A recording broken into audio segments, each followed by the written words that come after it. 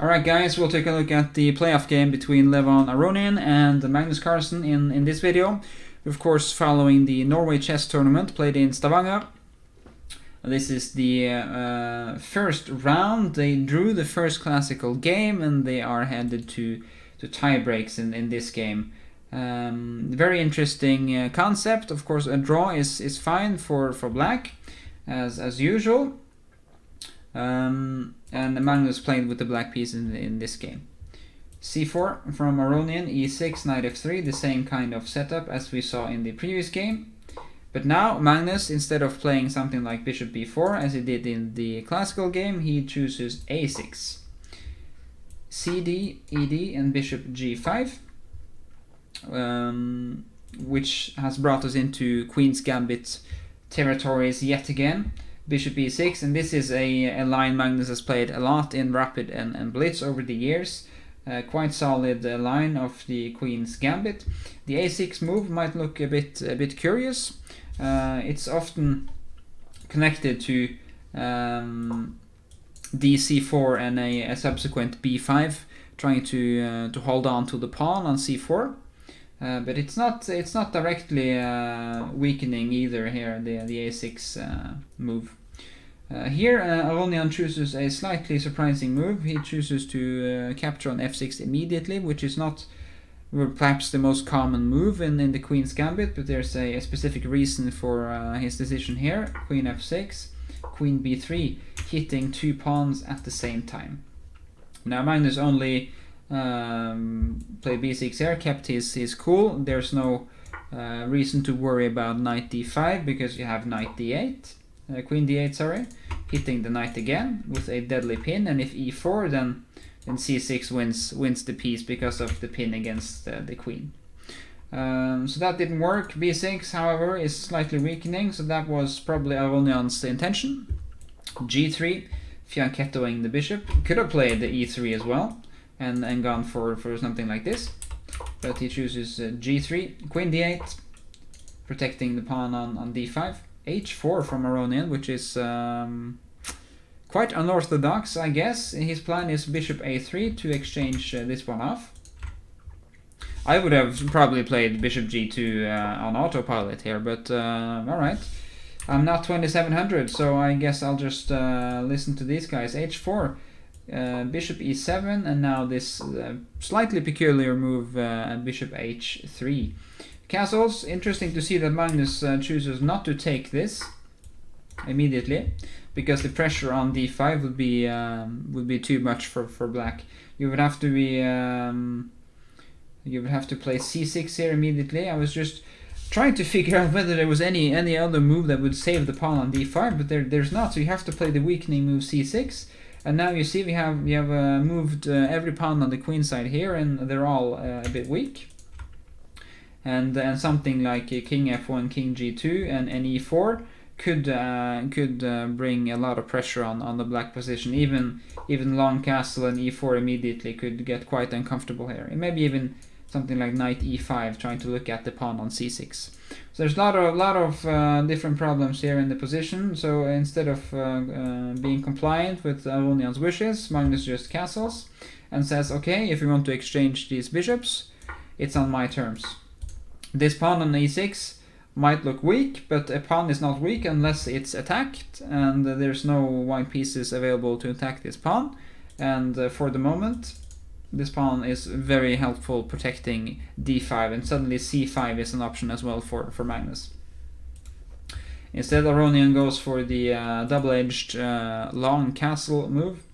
And now Magnus chooses to take, and we get a transposition to the variation I mentioned earlier, which I feel is comfortable for white, but again Magnus trusted in this position for black. And knight d7. So if you get the knight maybe even to d5, you would be pretty comfortable having a total blockade of the pawn on d4. However, Aronian is attentive and plays queen c2, pressurizing this pawn. Maybe even trying to do something like this to get some mating attack going on the h7 pawn. Knight f6, knight e5. Again, looking at this pawn on c6. Some exchange and bishop f6.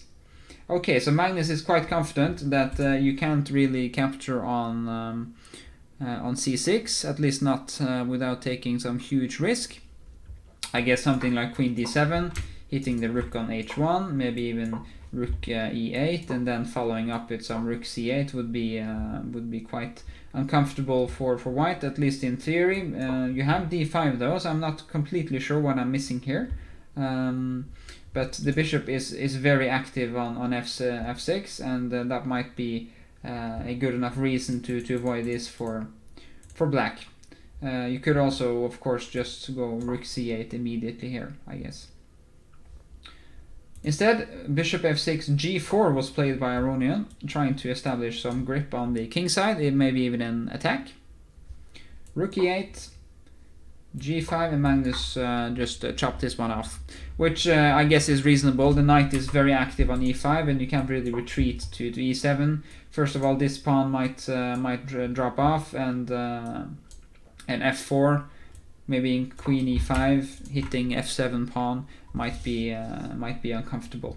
Even though you have queen d5 here, though, so probably just some pawn avalanche that might get going here.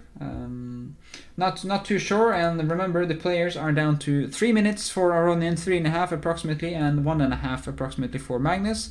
A lot of huge, big decisions have to be taken in a matter of seconds.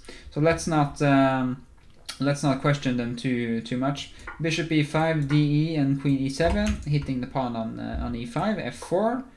Rook a d8, and suddenly Magnus's position is not too bad. Of course, this pawn majority looks quite impressive, and white does actually have some good control over the d file here with the double of rooks. But again, black's position is quite solid.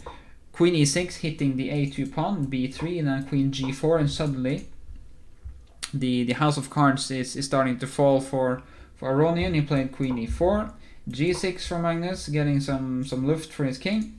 Rook d2, c5, saving his c6 pawn finally after, well, I guess this pawn was a problem all game. Now suddenly it's on c5, doing a good job. Queen c6, rook f8, queen f6. Maybe if you play this as Magnus did in the game, you could have gone for something like e6. I'm not sure it's good though. You could just take it, I believe, and play something like king h8. And remember, a repetition and a drawn game is good for black. So that's not something Aronian could do. Queen h4, king c2 from white. And now suddenly Magnus is on the offensive. Maybe even queen a1 is possible. Queen c6 from Aronian, trying to stop this check. Queen e3. Back to queen f6. b5, Magnus is pushing on.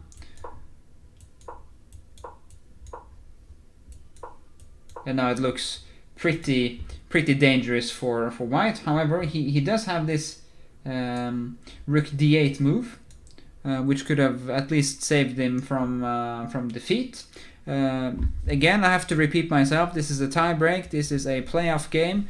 White can accept a draw. That would mean black wins the tiebreak. So a rook d8 move and a repetition would not be in Aronian's best interest. Instead, he plays bc4, bc4 for Magnus, and now suddenly king a3, a huge blunder from Aronian. Queen e3, oops, threatening two pieces. Aronian can't save them both. He must move his king, and then suddenly the rook drops, and with a full rook down against the world champion, there's no really good advice that can save you. Aronian resigned, lost the game, lost the tiebreaker, and Magnus with 1.5 point from the first round encounter against Levon Aronian. 2 black games. That's a huge success for Magnus, and he'll face Alireza Firouzja in the next round of Norway chess.